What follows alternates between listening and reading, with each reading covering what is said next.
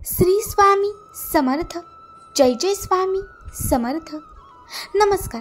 तुम्हा सर्वांचे आपल्या आम्ही स्वामींचे दास या स्वामीमय चॅनलमध्ये मनापासून स्वागत आहे.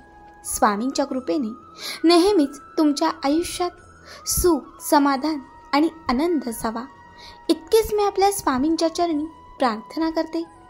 आणि आपल्या आजच्या या नवीन आणि सुंदर व्हिडिओला पुन्हा एकदा नव्याने सुरुवात करते. भक्तांनो, मी नेहमीच तुम्हाला आपल्या स्वामीमय चॅनलमध्ये श्री स्वामी समर्थ महाराजांचे भक्तांना आलेले अत्यंत अद्भुत अनुभव सांगत असते. असंख्य वेळा स्वामी भक्तांच्या घरी घडलेले दिव्य चमत्कार मी तुम्हाला आपल्या या चॅनलवरती पुराव्यांसकट दाखवत असते.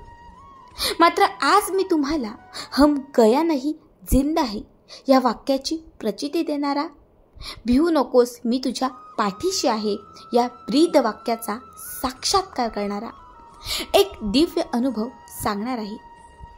जेव्हा भक्तांची स्वामींवरती मनापासून श्रद्धा असते तेव्हा त्या श्रद्धेला स्वामी कसे धावून येतात, भक्तांच्या पाठीशी कसे ठाम उभे राहतात हे दर्शवणारा आजचा हा सर्वात दिव्य अनुभव. भक्तांनो, आपला आजचा हा अनुभव अंगावरती शहारे आणणारा, तर प्रत्येक स्वामी भक्ताच्या घरामध्ये स्वामी साक्षात्काराची प्रचिती दाखवणारा आहे. त्यामुळे प्रत्येकाने आपला आजचा हा अनुभव शेवटपर्यंत ऐका. आणि जे चॅनलवरती नवीन असतील त्यांनी आपल्या चॅनलला सबस्क्राईब करा. कारण तुम्ही आपला चॅनल सबस्क्राईब केल्यामुळे मी पुढचे जे काही व्हिडिओ बनवेन त्याचे सर्वात पहिले नोटिफिकेशन हे तुमच्यापर्यंत पोहोचेल. तर भक्तांनो, आपला आजचा हा अनुभव आहे श्रीनगर येथे राहणाऱ्या स्वामी भक्त ताई सौ पूजा गोखले या ताईंचा. आणि पुढील हा संपूर्ण अनुभव या ताईंच्याच शब्दात. ताई म्हणतात, सर्वप्रथम सर्वांना श्री स्वामी समर्थ.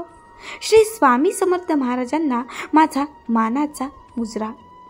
खरं तर जेव्हा मी माझ्या आईच्या पोटात होते आणि तेव्हा माझ्या आईला पूजेचे डोहाळे लागले होते.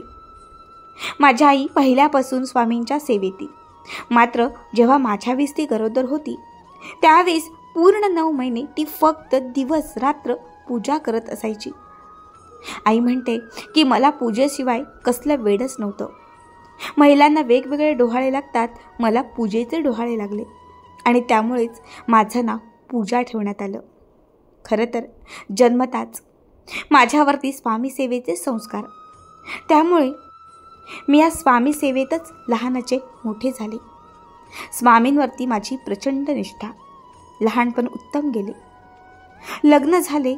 ज्या घरात ज्या कुटुंबात लग्न झाले तिथे मात्र स्वामी सेवेतील कुणीच नव्हते. पण माझा हट्ट होता, माझ्या पतीने, माझ्या सासूने स्वामी सेवा करावी. मी नेहमीच त्यांना सांगत असायचे, मात्र ते माझ्याकडे दुर्लक्ष करायचे. मी स्वामींना नेहमी सांगायचे, स्वामी माझी ही इच्छा पूर्ण करा, माझ्या संपूर्ण कुटुंबाला तुमच्या सेवेत आणा. पण माझ्या सेवेला मात्र कुणाचाही विरोध नव्हता. सगळं सुरळीत सुरू होतं. पतीचा चांगला व्यवसाय होता. सगळं ठीक होतं. पण सगळेच दिवस चांगले नसतात असंच काहीसं झालं. एके दिवशी आमचा व्यवसाय बंद पडला आणि त्या व्यवसायासाठी घेतलेलं कर्ज हे वाढत गेलं. जवळपास आमच्यावरती 10 लाखांचं कर्ज होतं. त्याच वेळेस मुलं शिकत होती. नेमकं सासूला सुद्धा त्याच दरम्यान कॅन्सरचं निदान झालं. त्यामुळे त्यांचं हॉस्पिटल, मुलांचं शिक्षण आणि सगळ्याच गोष्टी. खरं तर घरात पैशांची इन्कम येणं पूर्णपणे बंद झालं. ती परिस्थिती आमच्यावरती भयानक होती. जवळपास 2 वर्ष त्यात गेली, मात्र काहीही परिस्थितीत सुधारणा होत नव्हती. दररोज वाटायचं दिवस बदलतील, पण कुठलाच दिवस बदलत नव्हता. मी स्वामी सेवा करत होती, स्वामींची आराधना करत होती, स्वामींचे व्रत वैकल्य सगळं काही सुरू होतं. आता फक्त आणि फक्त स्वामींचा आधार होता. त्याच दरम्यान माझे सासरे हे रेल्वेमध्ये असिस्टंट होते आणि ते रिटायर झाले. त्यामुळे त्यांच्या रिटायरमेंटमधून काही आम्हाला इन्कम मिळाली.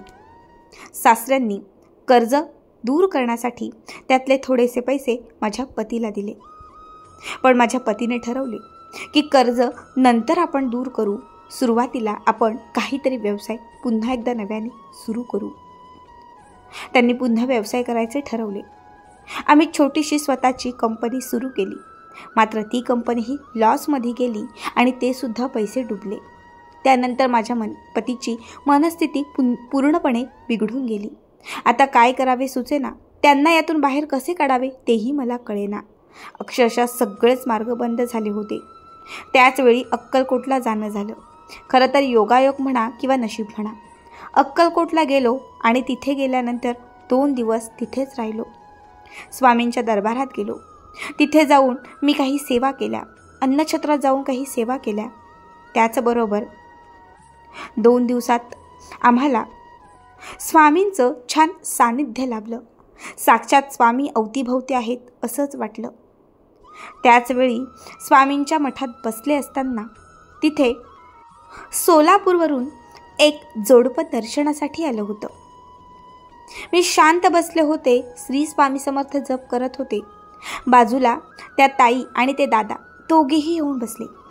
सहजच त्यांनी विचारले, तुम्ही कुठून आलात? मी म्हटले, मी श्रीवर्धनहून आली आहे. त्यांनी म्हणाले, आम्ही सोलापूरवरून आलो आहोत. नेहमीच फेरी होते. प्रत्येक महिन्याला 2 फेऱ्या तरी असतातच. मी शांत होते. त्यावेळेस त्या ताई मला म्हणाल्या की काही संकटात आहेस का? खूप शांत वाटतेस. कारण स्वामींच्या दरबारात जो येतो तो हसत असतो, प्रसन्न असतो. तसं काहीसं वाटत नाही. त्यावेळेस मी त्यांना माझं दुःख सांगितलं आणि त्यांनी मला सांगितलं, घाबरू नकोस. अक्कलकोटला आली आहेस ना, प्रत्येक समस्या सुटत जाईल. तुला मी सेवा सांगते. ही सेवा तू सुरू कर. आमच्या सोलापूरच्या मठात देखील मी काही भक्तांना सेवा देते आणि त्यांचे बरेचसे प्रश्न सुटतात. मग त्यांनी मला सांगितलं की तू इथून घरी गेलीस की 3 गुरुचरित्र पारायण कर आणि त्याच्यासोबत 108 स्वामी सारामृत पारायणांचा संकल्प कर. शिवाय दररोज सकाळ, दुपार, संध्याकाळ या 3 कुठल्याही वेळांमध्ये स्वामींच्या समोर 51 वेळा वाकून नमस्कार कर. म्हणजे महाराजांना मुजरा कर. एवढ्या सेवा केल्यास तुला प्रचिती येईल. कितीही संकटात असशील ते संकट दूर होईल. मी घरी आले. बरोबर 2 दिवसाचा प्रवास संपला. आम्ही घरी पोहोचलो. थोडं रिलॅक्स झाले, शांत केलं आणि त्याच्यानंतर अवघ्या 5 ते 6 दिवसांमध्ये या सेवांची सुरुवात केली.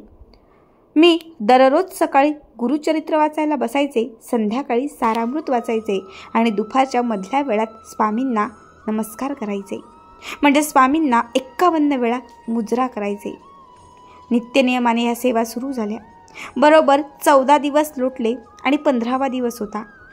त्या 15व्या दिवशी माझ्या पतींचा अत्यंत जवळचा मित्र, जो युरोपला असतो, बरोबर माझ्या पारायणातील 15व्या दिवशी त्या सुहास दादांचा यांना कॉल आला.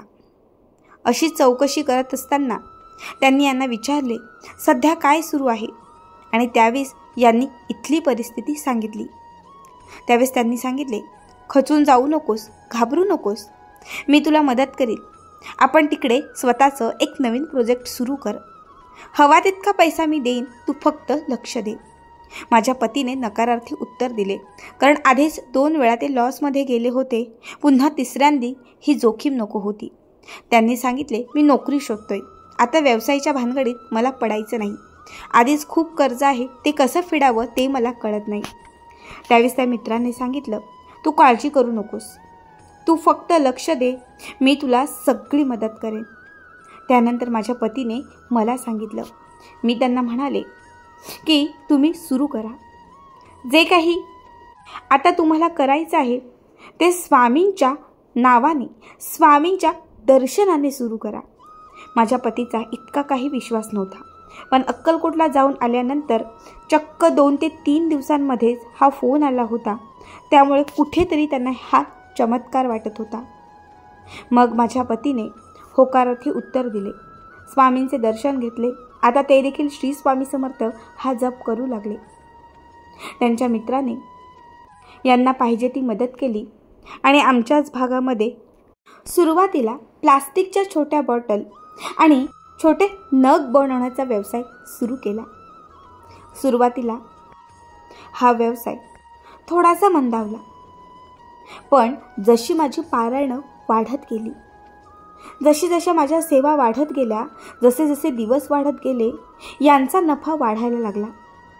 माझे पती सकाळ, दुपार, संध्याकाळ तीनही वेळेला आता स्वामींच्या समोर वाकून मुजरा करू लागले, स्वामींचं नामस्मरण करू लागले. जसं जसं ते स्वामींचं स्मरण करू लागले, स्वामी त्यांना साथ देऊ लागले. 6 महिने गेले आणि 6 महिन्यांमध्ये यांना 18 लाखाचा नफा झाला. या 18 लाखांमध्ये माझ्या पतीने असलेलं कर्ज पूर्णपणे नील केलं. त्यानंतर 6 महिन्यात पुन्हा एकदा अक्कलकोटला जाण्याचा योग आला.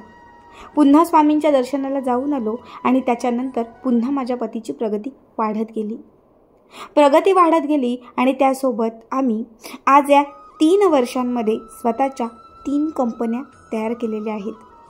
फक्त गुरुचरित्र, सारामृत आणि स्वामींना मुजरा या 3 सेवांनी आमचं संपूर्ण आयुष्य बदललं. खरं तर ती वेळ येणंही महत्त्वाचं होतं. आपण बऱ्याच वेळा दुःख आलं की देवाला दोष देतो, पण सुरुवातीपासून माझी इच्छा होती की माझ्या पतीने स्वामी सेवेत यावं. कदाचित म्हणूनच एवढं मोठं दुःख आलं, संकट आलं, कारण संकट आल्याशिवाय आपल्याला देव आठवत नाही. आणि मग माझे पती हे स्वामींना मानू लागले, स्वामींवरती विश्वास ठेवू लागले आणि जसे जसे त्यांना अनुभव येऊ लागले ते देखील स्वामींची सेवा करू लागले. स्वामी कृपेमुळे आमचं कर्ज नील झालं. स्वामी कृपेमुळे माझी सासू जी कॅन्सरच्या 2ऱ्या स्टेजला होती, आज ती देखील सुखरूप आहे, कारण त्यांनी देखील स्वामी सेवा सुरू केली आहे. दररोज नित्यनियमाने डॉक्टरकडे जाण्यासोबतच त्यांनी तारक तीर्थ घ्यायला सुरुवात केली, स्वामींची विभूती कपाळाला लावायला सुरुवात केली आणि त्यांना देखील प्रचिती यायला लागली. इतक्या मोठ्या भयंकर आजारातून त्या बऱ्या झाल्या.